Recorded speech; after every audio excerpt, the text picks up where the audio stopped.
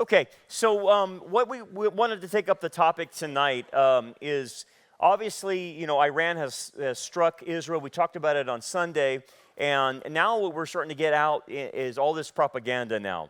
Obviously, we had propaganda when Hamas attacks, but now we're having more propaganda even when Iran attacks, and again, making more lies about Israel.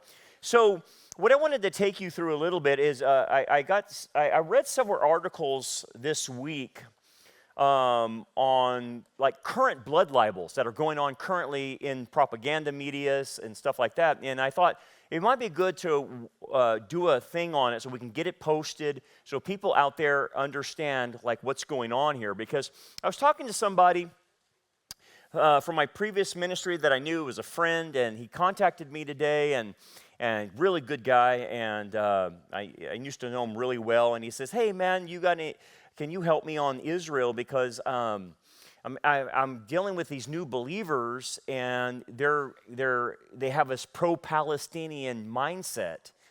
And I'm like, yeah, man, that's unfortunate, because that's what's going on. They're getting caught up in the propaganda. And so I fired off some stuff, some videos I did, and I said, give them to them to watch and stuff. And hopefully they're not slimed yet and can have an open mind and realize that, what they've been hearing about the Palestinians and Hamas and Iran and Israel has been a bunch of lies. And then hopefully you can correct that.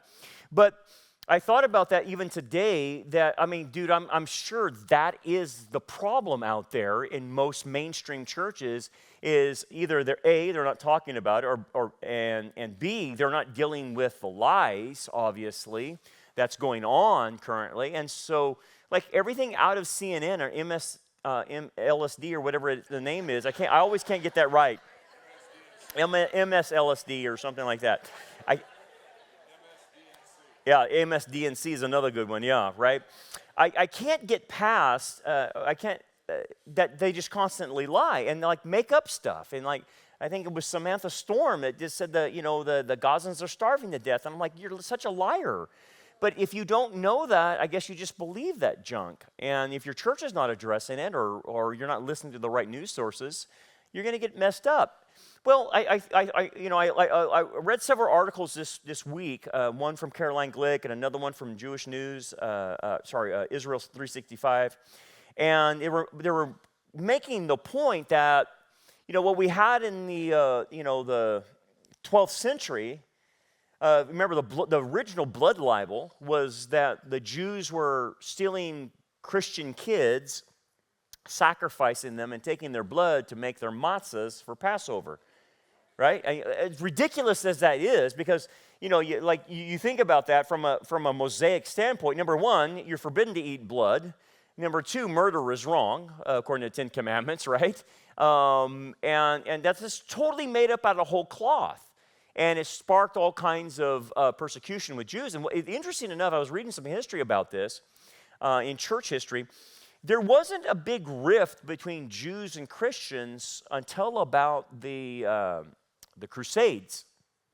And so up until then, most Jews and Christians got along just fine. We know the church had become anti-Semitic to some degree, but there wasn't this like libels that are being spread, and there wasn't, going after Jews or anything like that. So a lot of what happened started in the Crusades, and the Crusaders ran out of money, and the churches weren't going to fund them anymore, and they weren't giving them loans anymore, so they were looking for money. And so the Crusaders actually started killing Jews and taking their money.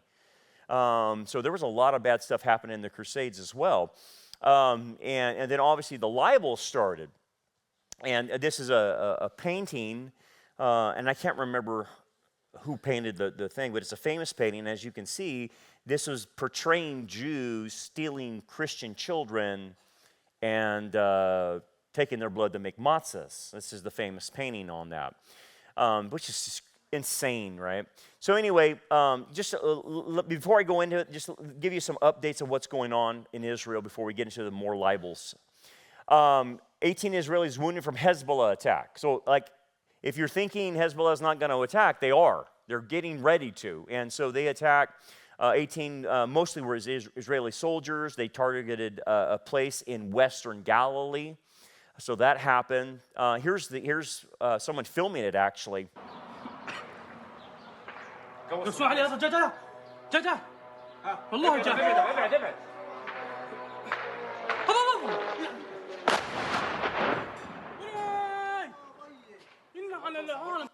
So that's what Israel has to face like every day from the north. That's why the people are still in hotels in the north, because they won't. I wouldn't live next to Hezbollah up in the north when they're firing rockets in like that and trying to hurt people. So Israel, as you know, responds as they should. So this is where they found where the rockets were fired out, and they targeted them.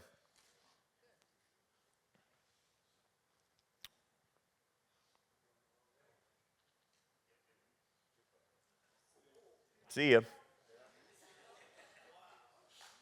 Yeah, amen. Good for them. So, when you see that, that's good for Israel, because look, you saw the truth. They were fired upon, you got 18 injured, so Israel has the right to retaliate, and they found the guys who shot the rocket off, and they targeted them and killed them. Good, that's how you do it. But the problem is, all that's said in the media is Israel fired upon Hezbollah or something like that. It's never they're doing it in retaliation. It's always Israel's fault. That's the media propaganda. And then obviously, already that Blinken told Gantz, we don't want you to escalate. But and you already know about the White House not wanting to escalate things. But why are they not talking to Netanyahu? Why is he talking to Gantz? He needs to be talking to the prime minister. But again, that goes back to what I'm telling you. They're trying to unseat Netanyahu and have another election and get him out of there. So obviously they don't want this to pop up into a regional war. Biden administration opposition to military action against Iran reflects political considerations relating to the 2024 elections. Yes, we know that, and we know that they don't want that. But unfortunately, that policy of not wanting a war is what's going to cause the war. Okay, that's the problem. And again, weak leadership causes rogue people to do crazy things. Okay, so that's currently what's going on in Israel, and we're monitoring that. But let's go back to this blood libel stuff, because we have to understand what's been happening to the Jews and what's happening currently, so that we can defend our positions with Israel. The blood libels surfaced about the 12th century, periodically through Eastern and Central Europe, and the lie said they were kidnapping kids and putting in the matzahs, okay? And that caused a spark outrage of people taking it out on Jews and hurting them and physically attacking them and killing them, okay? So that did it. Then the other libel came with the Black Death, the Black Plague. And we now know that was from the fleas on the rats, the bubonic plague, that killed so many Europeans at the time. Well, and the conditions of Europe were absolutely horrible. If you went to Paris, you went to London, it smelled so rotten, because they threw their excrement out the window onto the streets, and their trash, and the slaughterhouses of animals. The blood would just go right into the streets and right in front of people's homes, and it was just a cesspool of disease.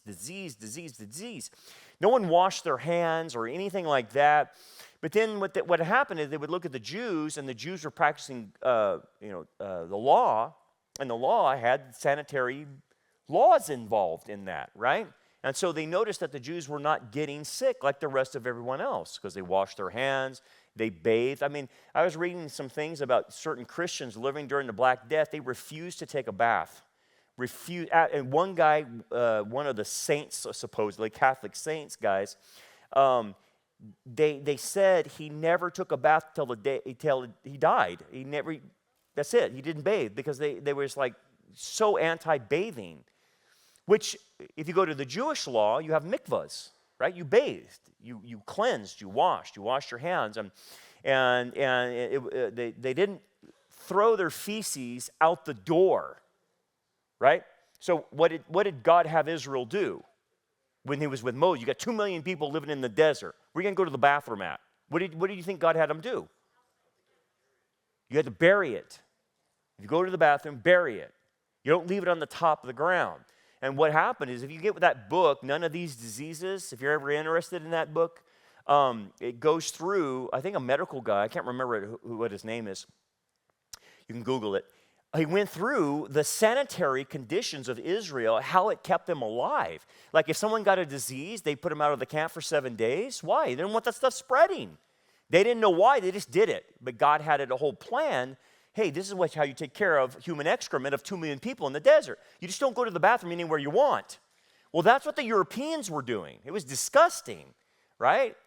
And so the Black Death was spreading all through them. Again, what did they do? Blame it on the Jews because they looked at them and they said, well, they're not getting sick. Crazy, right? And then, you probably know this, Dr. Mensing probably knows this, is they were having infant mortalities like no tomorrow in Europe. And they couldn't figure it out. And then, of course, they looked at the Jews, and the Jews were delivering babies, but they weren't having as high infant mortality as the Europeans were. They're like, couldn't figure this out. And what they noticed is the Jewish doctors were washing their hands. And so what they figured out with the European doctors, what they were doing, they worked in the morgue with dead bodies, and then would go over and deliver babies, and had all that disease from the dead bodies touching the babies and the moms, and it shot the infant mortality like there's no tomorrow. But then when they noticed the Jews were washing their hands before they saw a patient and touched a patient, and that lessened the infant mortality, and the mom was getting sick and everything like that. So what did they do? They didn't say, well, there must be some technique you're doing. No, you must have cursed us or something. It's like, no. They finally realized what it was. You had to wash your hands, and you don't go from a dead body to delivering babies. That's stupid, right? And the Middle Ages was like stupid stuff they were doing. Oh my goodness, it was dumb. But then they would go, and then they would have problems with their well waters. And you have the libels. Well, the Jews are putting poison in the well. They're poisoning our wells. It's like, really? Wow. It's sanitary water conditions. You know what I mean? You have to have sanitary water, and they didn't have it. Then the tropes came out that the Jews are controlling the banking system. It's their fault, and so they're the evil, mean bankers. And the truth be known, it was the fact that the Jewish people were practicing biblical principles of economics, and they were doing very well. And people who don't have a biblical sense of how to handle economics do very poorly because they don't know how to handle money. And if you know the Bible teaches you how to handle money, right? That's basic principles of economics are in there. Even with Solomon saying, like, diversify your wealth, right? Solomon says put your wares on 7 ships, that if one sinks, you still have 6. Well, that's called a diversification. Every financial advisor would tell you to diversify, right? Well, no one knew that except them because they were following Solomon. And so, they were doing well, right? And plus, they had God's blessing on top of that. So they got blamed for that. And then today, they'll say, well, the media is controlled by the Jews, and they're controlling everything, all LA Times, Washington Times, yada, yada, yada. We've heard that all before, right? That's a libel. And then they'll say, the worldwide communist revolution was really Jewish because Marx was Jewish, and so that makes it all the Jews involved in a worldwide communistic conspiracy. It's at the core of it, it's Jewish. And you're like, where are you getting this stuff? And then this is coming, obviously you've seen this. This is from World War II, Nazi Germany, where you has the Jews, like this octopus controlling the entire planet, yada, yada, yada. That actually was taken, that picture was used by Greta Thunberg, and when she excoriated the Jews after Hamas dealt with them. So that tells you a lot about Greta Thunberg and her handlers not understanding. Then you'll have these kinds of tropes. This is obviously Mary, it looks like, but Jesus with a Palestinian scarf, and says, do not kill him twice, and obviously referring to the IDF. This stuff's out there, right? I mean, you just saw Tucker, we showed you last week, interview a guy that says Jesus was a Palestinian, and tries to checkpoint stuff. I mean, when you see this, man, you think, well, that's like World War II stuff. Yeah, that's right. I know. Here we go again. Here we go again. And this is not being corrected, by the way. So, interesting enough, you probably know about this, the Protocols of Zion, and this was a fraudulent document that was created in 1897. Hitler used this in the Holocaust, and basically saying that the Jews and the Freemasons were together to disrupt Christian civilization, to erect a world state, a global government, basically, with their joint rule, and basically going to use liberalism and socialism to subvert Christendom. And believe it or not, I've actually talked to people that actually believe this nonsense, man. That they've read it and they think it's true, and like they claim to be Christians, but they believe lies like this. And I couldn't convince them otherwise. It was weird how they were so believing a fraudulent document, and it was almost like they wanted to believe it, if that makes sense. Because I said, that's been proven to be a fraud. What are you talking about? And they like totally believed it. Anyway, the newest thing that came out is what they did to Netanyahu recently. You might have seen this. This happened in Quebec, Canada. And they published a cartoon depicting Netanyahu as a vampire. And so this is recent. And I want to show you this because we're seeing the inklings of pre-Holocaust mentality with people having no qualms creating political cartoons mocking the Jews as blood-sucking vampires. Okay? That's Nazi Germany. Okay? And it's happening again. It's happening all over again. So that's Netanyahu. You can see the claws. He's like a vampire. You can see the ears. You can see the facial expressions. And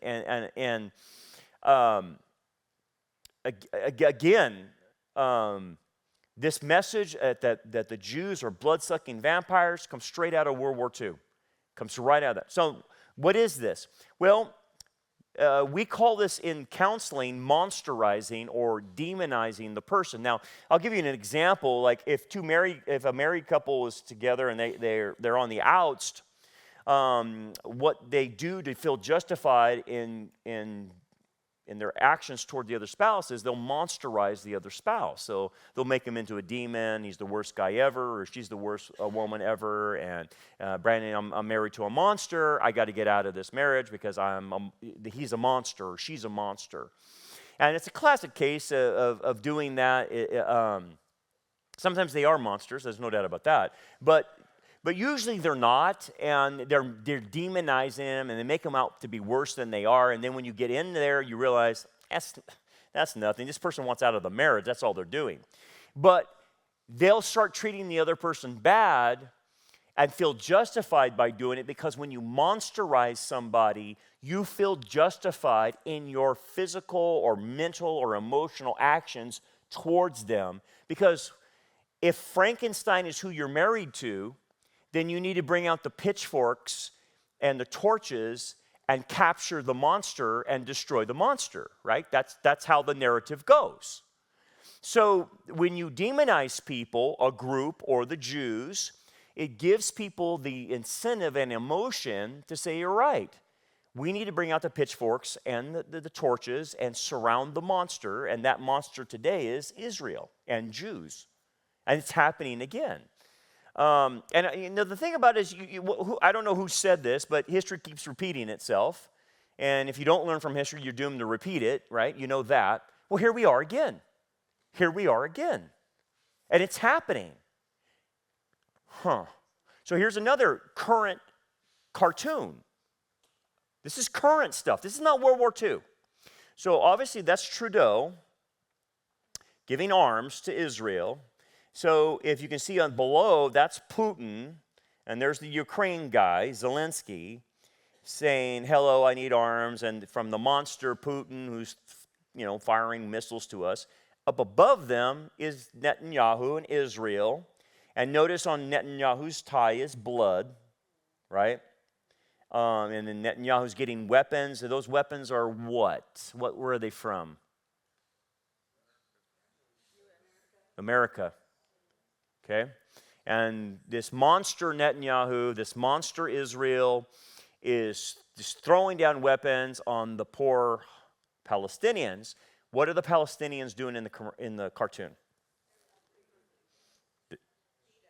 Feed us. We're starving to death. Here's our bowls of food. We have no food. Because remember I told you, what did they say? What did Samantha Powers say? And these other idiots out there lying, saying that the Jews or Israel is starving the Palestinians, which I told you it's not true. There's been 80% increase of food deliveries into the Gaza, into that area since October 7th. So they have plenty of food, plenty of food. No one's starving. No one is starving. That's a lie.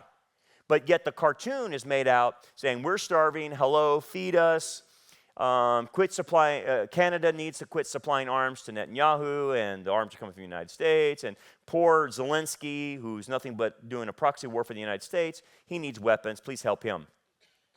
Dude, this is straight out of World War II.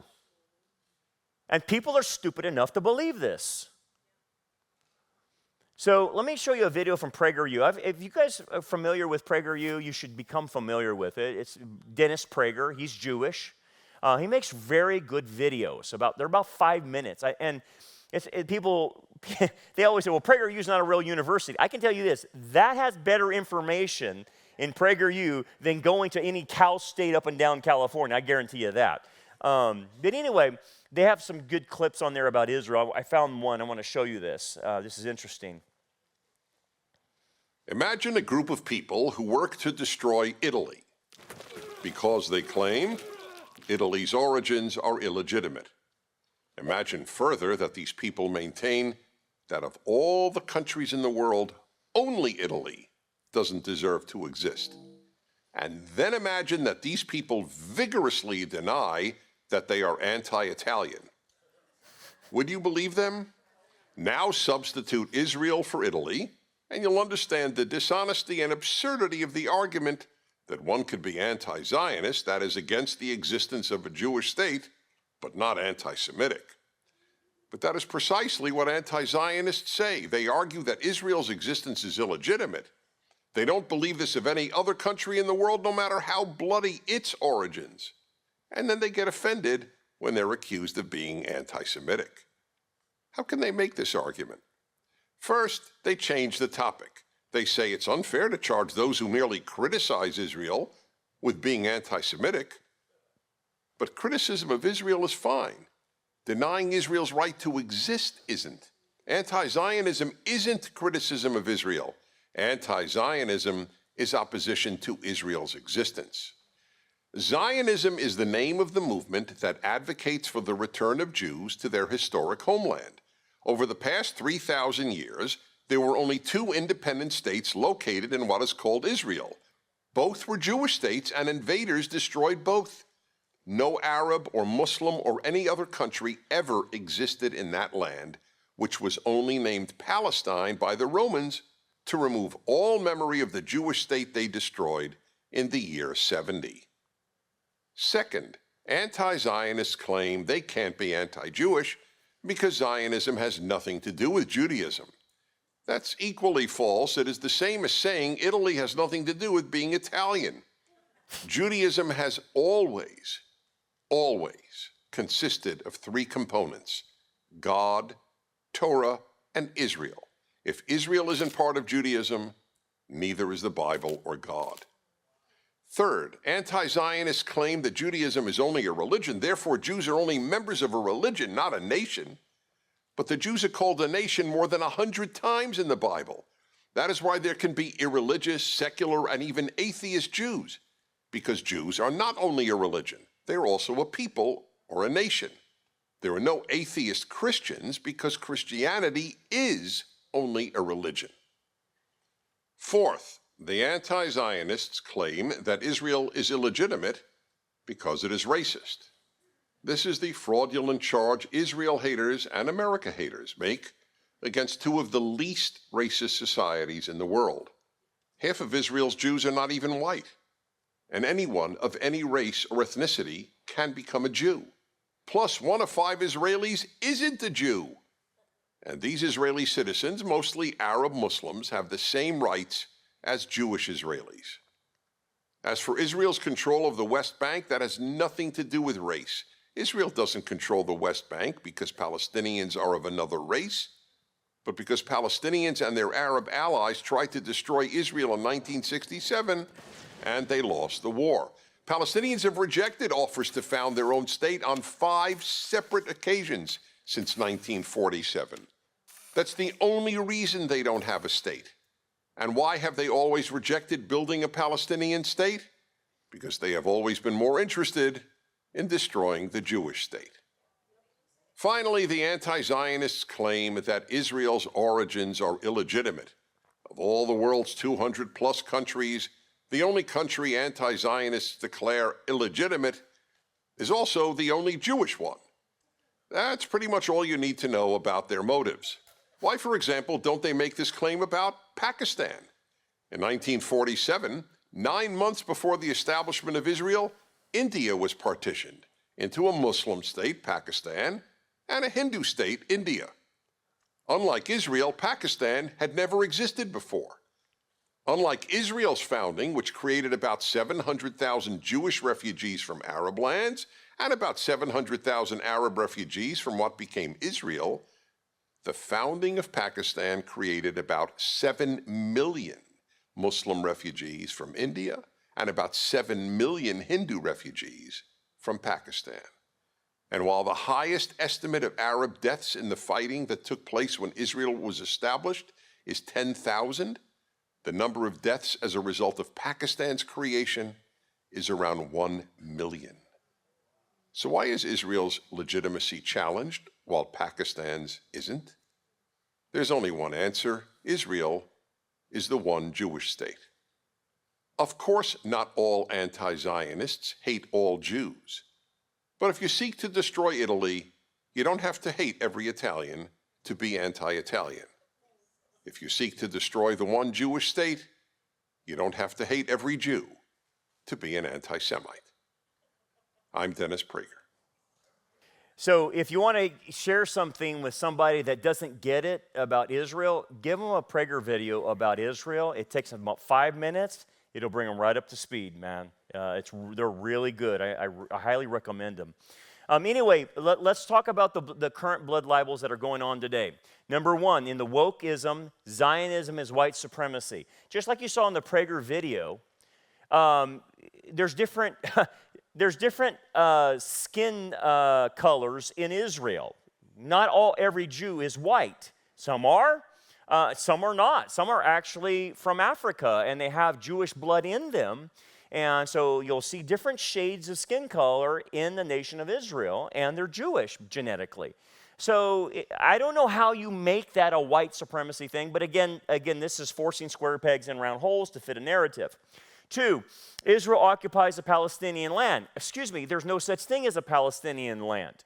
There was no such thing as the Palestinians until 1964. What are you talking about? But again, if you don't know your history, the Jews came in 1948, started settling and occupying their land and took over. That's not what happened.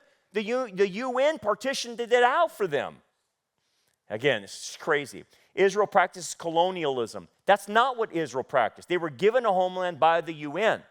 And the area that they were giving, they totally were going to allow the Arabs to live there with them. In fact, they told the Arabs, don't leave.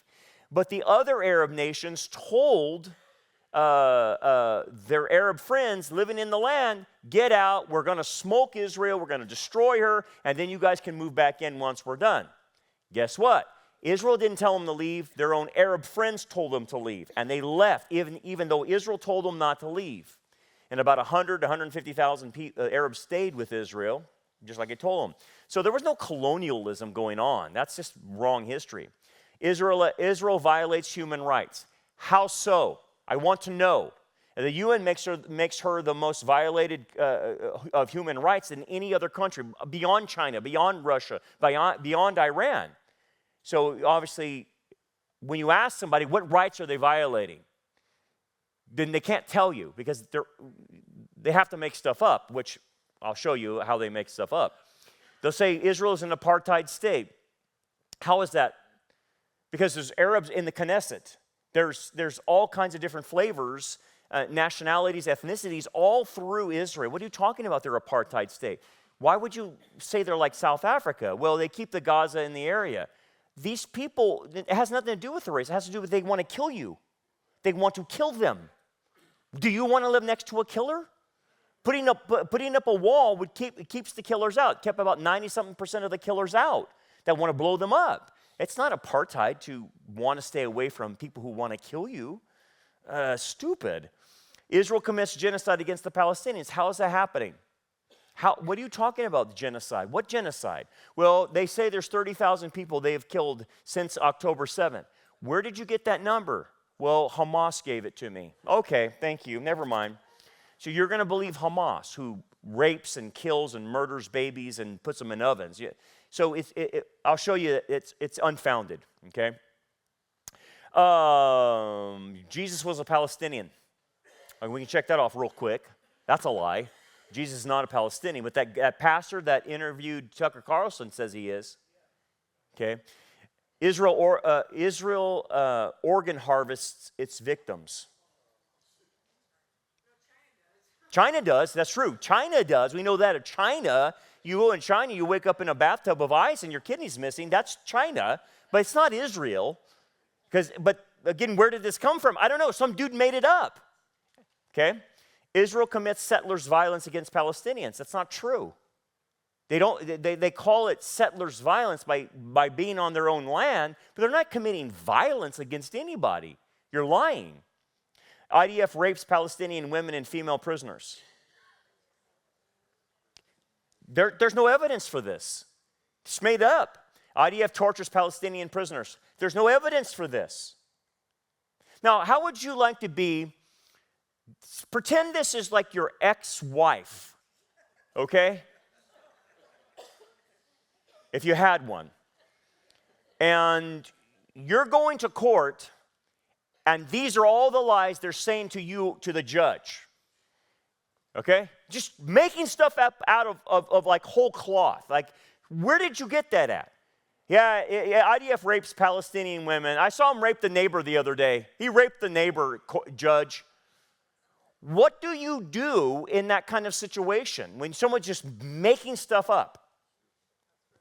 You get what I'm saying? There's no evidence. How do you defend yourself if they're saying the IDF rapes Palestinian women and there's no evidence? How do you deal with that? Okay, keep thinking about it. Israel has mastered the information war in Gaza, they say. That's currently what they're saying.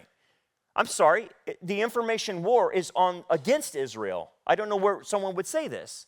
And they're like, yeah, they control the media, and they're controlling all of this, and they're working with Iran, and they're working with Russia. Excuse me, what are you talking about? Yeah, that's the new libel. They've mastered the information on Gaza. Yeah. Israel is starving the Palestinians. Not true. 70 food trucks entered Gaza daily before October 7th, and now 126 entered daily, about 80% increase. That's from Caroline Glick. Israel has murdered 30,000 Gazans. Well, that's not true, and they say that 70% of them are women and children, which is not true. This comes from a Hamas source. We know from the IDF 13,000 terrorists have been killed. Good, and there's more for them to kill, and they need to kill these terrorists. So, but here's what happens. It's already Abraham Weiner, a statistics professor at Wharton School, University of Penn, did the ratios. He said if they're killing 13,000 terrorists, and you have, so the ratio of terrorists to civilians among the dead at Gaza is 1 to 1.3. It's the lowest militant to civilian ratio in the history of modern warfare, as was demonstrated earlier this month in the study that he came out with. So they're lying. They're lying about their numbers, right? And we would expect Hamas. I mean, they can lie according to the Quran. Now, here's the interesting thing. This is Amir Avivi. I listen to him on his updates a lot. He's really good. He just got out of a meeting with the U.S. State Department, okay? And he was confronted with the accusation head on about them raping and doing sexual abuse to Palestinian women. So, I mean, he goes, he wrote on his X account, it's hard to leave me speechless and shocked, but that is precisely what happened in my meeting at the State Department when the representative responsible for the Israeli-Palestinian dossier accused Israel of systematic sexual abuse of Palestinian women entirely on the basis of a concocted UN report that was written to try to find something to balance the atrocities of October 7th. So this guy's legit, man. I listened to him on his updates. He's great. And he's saying, look, that was the first thing the State Department of the United States asked me. What are you guys doing raping Palestinian women? They're like, what? What are you talking about? Again, World War II. We're just making up. We're making the Jews as evil as we possibly can. That's what they're doing, right? Reasons for blood libels. Let's understand this. There's a lot of reasons for creating these lies. And by the way, the same reasons here could be the same reason your ex-wife makes up lies about you, or anybody makes up lies about you, okay? It's the same reason, same principle in lying. Number one, they come from hate. The person hates you, okay? And we know there's plenty of people that hate the Jews for no reason, right? Two, libels are created to create a scapegoat many times, right? So you have to create a scapegoat. Hitler did it with the Jews, made them the scapegoat, made everyone blame them, okay? So that's part of the narrative as well. So if you're getting blamed on a personal level and people are lying about you, they're looking for a scapegoat because they're doing something personally and they want to deflect the attention off of them onto a scapegoat. That's what scapegoating does. Okay. Blood libels also are created to form some type of strategy for the person and what they're trying to achieve. Okay? So why is the United States demonizing Israel, saying, look, you're not going to fight a war, Netanyahu's out of control, we're going to have to get him out of there? What is the United States strategy for demonizing and saying that Israel is starving people, it's not enough food, they need to get, because we have said this about Israel. We have said this, our State Department, that Israel's not getting enough food, so we're starving them out. Israel's starving them out. Okay. What's the strategy behind that? What's the strategy of the United States? What's the strategy of Biden of why they would create a scenario to where they're putting Israel on the equal footing with Hamas and saying, look, Iran attacked you, okay, you defended yourself, but don't retaliate. What's their objective?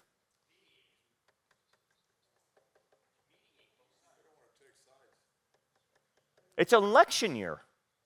They don't want a war. So it's a totally political agenda to make sure a war doesn't sprout up during Biden's last year here because he's getting ready to run. So because it's a political motivation, then you have to demonize Israel to some extent and say, look, if you do this, we're going to pull all the weapons out. You're going to do what we tell you to do because you're not going to cause a war in the election year because Biden goes into November 1st and the gas prices are $10 a gallon, we're going to lose. So from the Biden administration, it's not about right and wrong. It's about political maneuvering.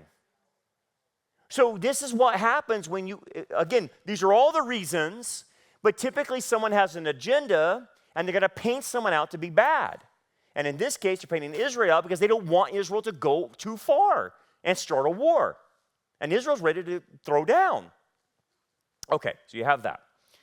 Blood libels are created from jealousy. Okay? So in regards to Israel, I'm telling you what, there's a jealousy there with a lot of countries that don't like her because if you look at her history for 75 years, now it's going to be 76 in May, she's phenomenal. Like you go over there and it's like living in the United States. It's phenomenal. They're on the cutting edge of a lot of things. And they're vibrant, they're inventive, they're engineering, they're medical. It's great. And typically Jews have a higher IQ than the rest of humanity. It is what it is. And so because of that, they do very well. Well, a lot of countries have been in existence for thousands of years and they haven't even come close to that. especially the Arab nations. I mean, where would Saudi Arabia be if it hadn't been for oil? Or Iran, or Iraq, or any of these countries. They've been around for thousands of years. They haven't created anything. What did they create? I don't know. But you go to Israel and they're inventing things left and right. You know, they created this, they created that. It's crazy, man, how they're creating, right? So that creates a jealousy in a lot of people. It does. And think about that on a personal level. If you're doing well because you're living right, like I mentioned about Jacob doing well, remember, and Laban getting ticked off at him because he's doing so well, or Cain getting mad at Abel, it's the same concept. You get jealous of them. Like, how are they doing so well and I'm not? Well, then I'm going to get mad at them. I mean, it sounds stupid, but that's how people operate. Blood libels are created because of covetousness, because of what they have. Now, with Israel, they have land that God gave them, right? And there is a spiritual reason of why people want their land. They covet that which God gave them. And the funny thing is, Israel didn't even have oil or anything, and yet these other nations around them are oil rich, but yet they want Israel. Okay. Let's understand Israel from a strategic standpoint and where Israel's situated. You understand Israel's in the center of 3 continents. So strategically speaking, if you wanted to control 3 continents, you have to control Israel. That's what happens. So Israel, its situation is extremely strategic. You have Europe, you have Asia, and then below you is Africa. You control the whole thing if you're right there in the middle. And that's why the Romans wanted it. That's why, it is a central location to control because the trade routes come from Africa or whatever and went into Europe and Asia in the ancient days, but you still have oil coming through the Red Sea, all those places, and then you have port cities out there, and then you have the gas reserves.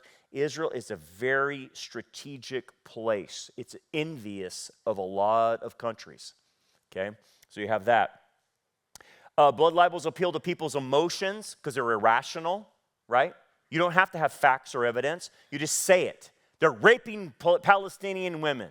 They're committing genocide. It's irrational, right? Blood libels are hard to defend against.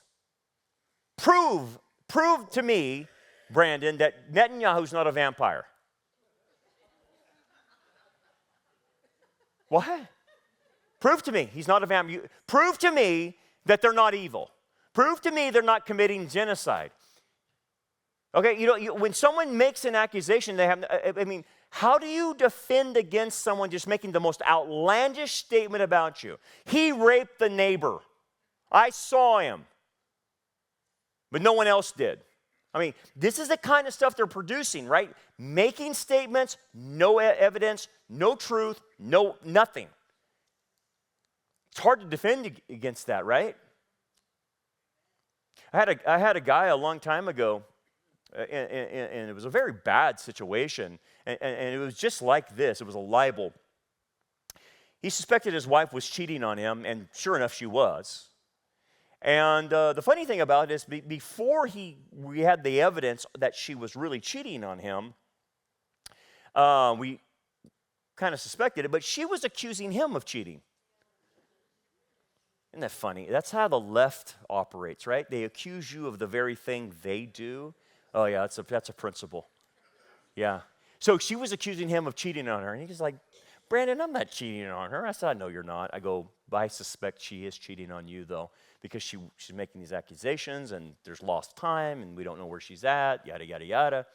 So anyway, evidence comes out. She was cheating on him at lunchtime with a guy. Repeatedly, over and over and over and over again at lunch. So, cat's out of the bag. She's busted. I said, well, this is your opportunity. If you want to stay in the relationship, that's your choice. If you don't, you have the pass by Messiah. You can get out right now if you want and cut bait and move on. He goes, yeah, I'm going to cut bait. That's it. I'm done.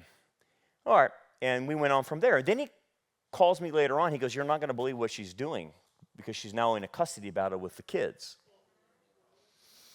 She goes, she went to my work and told my boss that I was molesting the children. I said, yeah, that's called a blood libel. And I said, these people, I said, I'm telling you what, it doesn't matter when they call themselves Christians, when they're out for blood, I said, they will make up the biggest lie just to destroy you. I go, that's about destruction. That's not about being amicable with the kids. I want to destroy you. And the funny thing is, she was the one that was cheating on him. Now, when you take that and you look at that, I want you to take that principle, but then apply it to the culture. Apply it to what they're doing to Israel. This is how evil people are, man. They'll just totally make things up. He's molesting the kids to the judge. How do you defend yourself? I'm not either. Well, prove. So all of a sudden, they try to put the burden on you, right? Prove you're not molesting your kids. What? You see what I'm saying? You see how the tactic works? You have to understand that tactic because it's very demonic. It's very devilish when people do that to you, right? Make something up and say, prove it. And that's why I say at the end of this, when you put it all together, it's very satanic. Satan is the accuser of the brethren, is he not? Okay, what does he accuse you of? Most of the time of things that are totally false, totally out of whack, totally made up. And then what he does is he uses useful idiots to do his work for him to come against you, or in this case, come against Israel, right? So all these useful idiots out there saying what they're saying, making stuff, the IDF is raping Palestinian women. Dude, that's satanic. You have to, it's not just a political thing, and it is an agenda, but you have to boil it down and say, dude, that's totally out of the mouth of Satan. You have an agenda against God's people because it's satanic. So here's the thing. And I didn't get a chance to talk to my friend about this, but I probably should have added this to it. If you present the evidence to people and say, hey, look, here's the food trucks going in to supply the Gazans. Here's the evidence that they're not raping women, because there's no evidence. Sorry, there's no evidence. Here's the evidence of it's not 30,000 innocents, it's 13,000 terrorists that they killed. And they don't believe it after you give them the evidence. What do you do with that?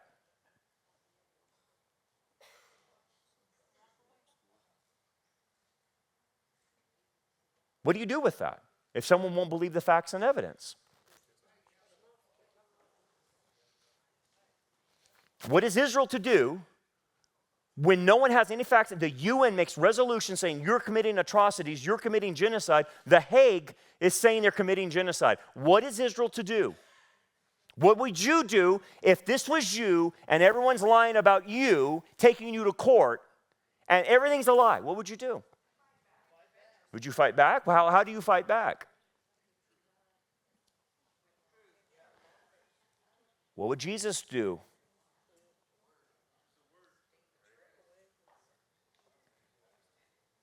You have to know this, because it's not just going to happen to Israel as it is, as you're watching. It's going to happen to you, okay? It's going to happen to you.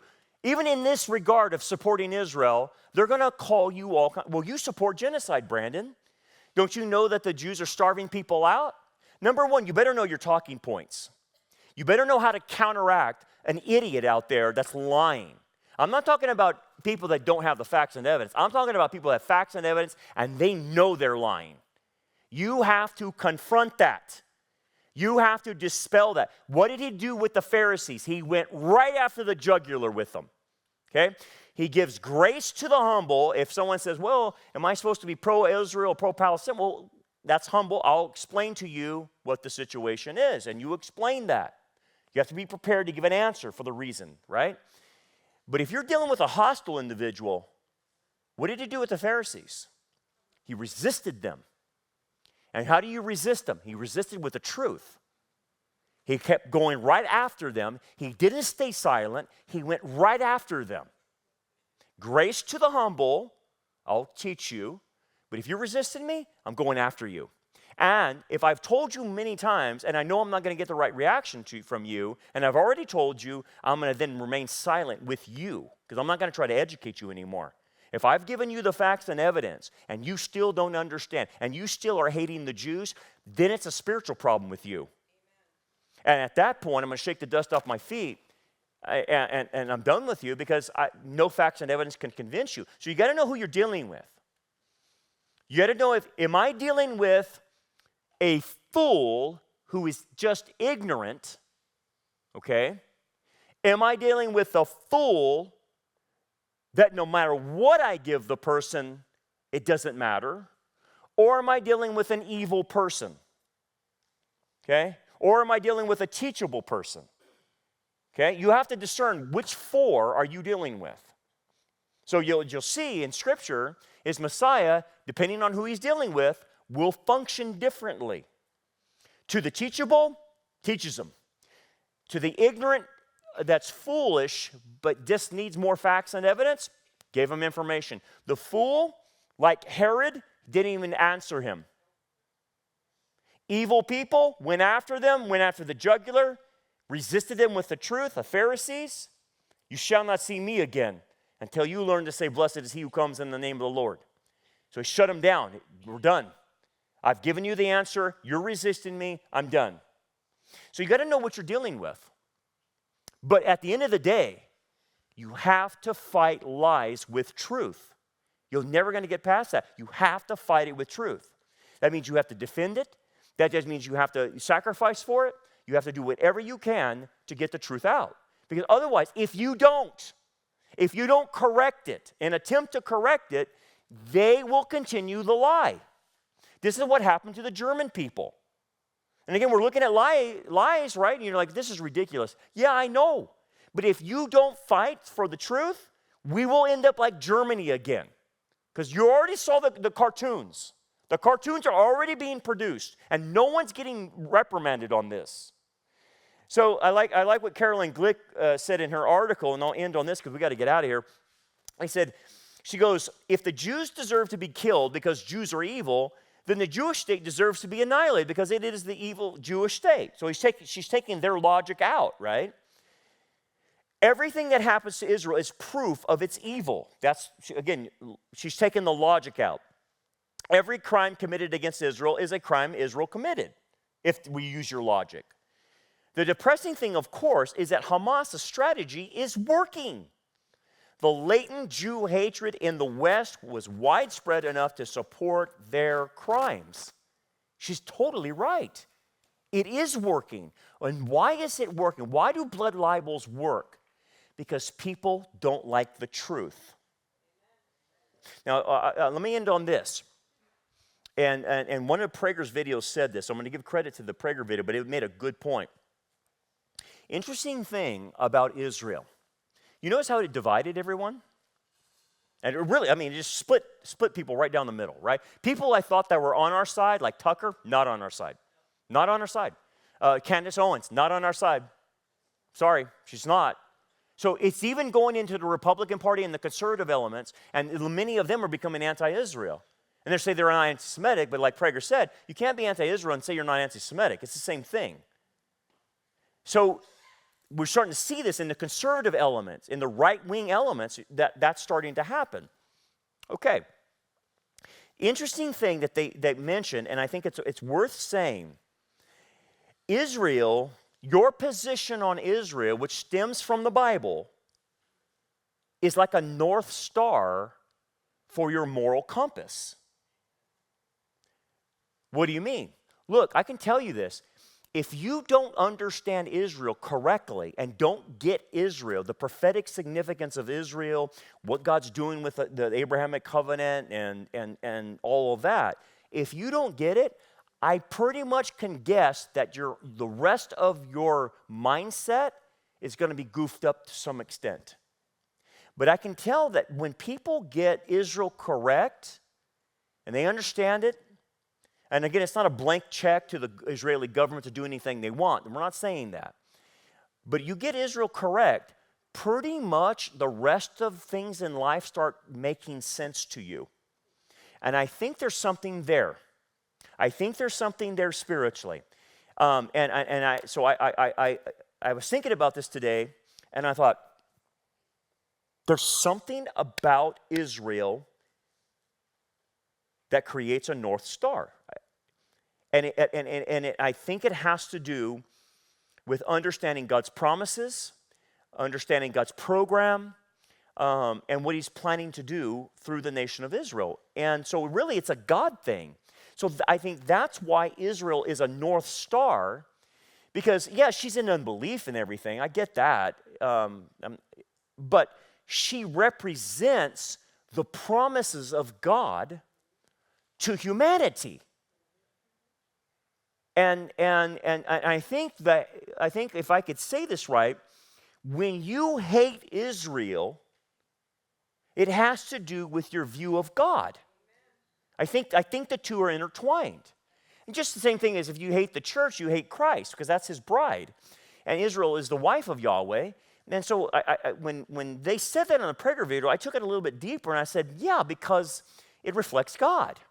That's why Israel's a North Star, because it reflects the person's intention about God. And look, think about this. Paul was making the point to the Roman Christians about Israel, and he was saying, look, if you trust that God is going to make good on his promises to you personally, well, the basis of him making his promises to you personally is how he makes his promises to Israel. So everything is predicated on, do you believe he will fulfill his promises to Israel? And the obvious answer would be yes. Well, then that's why you can trust him for your personal promises, that he promises to resurrect you, to adopt you, to put you in his family, and all the other things that Paul lays out in Romans. And so, yeah, I totally get the North Star of being Israel, being the way you can tell where someone's at in their personal life. It totally makes sense. Look, think about this. We got idiots out there that claim to be Christian that absolutely hate Israel. What are you talking about, man? Because the covenants are going through her. The new covenant came out of her. Your Messiah is Jewish. How did you miss that? And I think it starts revealing what's really going on inside the person spiritually. And I think why this has become such a dividing issue is because of that. So anyway, that's my theory, and I want you to chew on that a little bit, but I'm starting to recognize that Israel is becoming a North Star. And other things are North Stars, no doubt about that, but I think it's one of them, right? It's one of them. So anyway, we got to do what we can. You're seeing it happen. It's 1938. Do not be like the German Christians that said, you know what, I'm just going to go along with this Hitler guy. Seems like he's got the right idea. Jews are causing all the problems. If we didn't have the Jewish state, we wouldn't have all these problems. Be careful. That's Hitler. We have to resist like the confessing church did. Say, not on our watch. Not going to happen here. All right? All right, let's pray. Father, thank you, Lord, for what we can learn, even shockingly, what's going on in our societies. I'm shocked, Lord. Here we are again, watching the same things develop, Lord. But you've put us here for such a time as this. We're here to do a job. We know the truth, and we need to expose the lies and the errors, and we need to get this truth out, Father. So help us do that as best we can with gentleness and with respect, but at times we're going to have to be forceful sometimes to get the truth out if we're dealing with Pharisees. Give us that discernment of who we're dealing with so we know how to give them the right information, Father. Bless us now as we go. We pray in Jesus' name. Amen.